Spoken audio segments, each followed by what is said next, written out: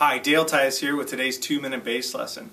I received actually a couple emails asking me to talk about left-hand claps in regards to slapping. Now, basically, what is left-hand clap?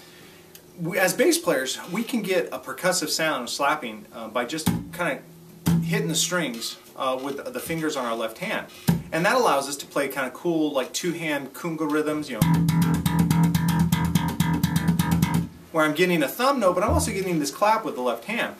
So excellent question, because you know, I know that teaching private lessons that some of my students have had issues with this, and let's cover what's the most difficult aspect of it. Sometimes guys are hit too hard. They think that it's got to be really loud, so when they clap down really hard, they get notes, and that's not good. The other time you clap too light, and you sometimes get like a harmonic or a sustained ring. And it's so hard to communicate this via a video camera, but you got to find that middle point of enough pressure to get a clunk, but not hitting it and getting off where you get, you know, you're not striking and pulling your fingers off, because that's just going to make a muddled mess. There is one adjustment that I made when I started doing it that might help, and I'm going to turn a little bit so you can kind of see my fingerboard better. I like to leave my index finger down, covering the A, D, and G string. Now on a 5-string it would be similar. You might want to cover the first 4-string, and I leave it down and I really clap these. Now what that does is that mutes these top 3 strings so that there's no chance a harmonic or a sympathetic vibration is going to get through. The reason I don't do it across all of them is because a lot of my grooves I use an open E, and so being able to kind of just lift these fingers and get that open E and then close the door is pretty advantageous to my style. But by leaving one finger down,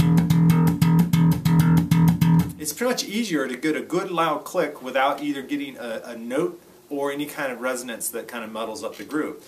Now when you practice alone, at home alone, just kind of isolate just the left hand and just kind of get a clunk, and you have to be really attentive to how much pressure you're using. So if it's too light, you know, not loud enough, too hard, you want to kind of just find that one that'll sound good. You want to really just sound like a car door closing, you know, and then work in just that open E I talked about. Now why I say open it, add in the open E, is then you want to gauge your volume with the volume of an open thumb note and make sure that you can hear. Because the worst part is if it's like you're playing and it's really quiet. See, I'm not really getting a click, I'm just stopping the note. You want to get a percussive clunk.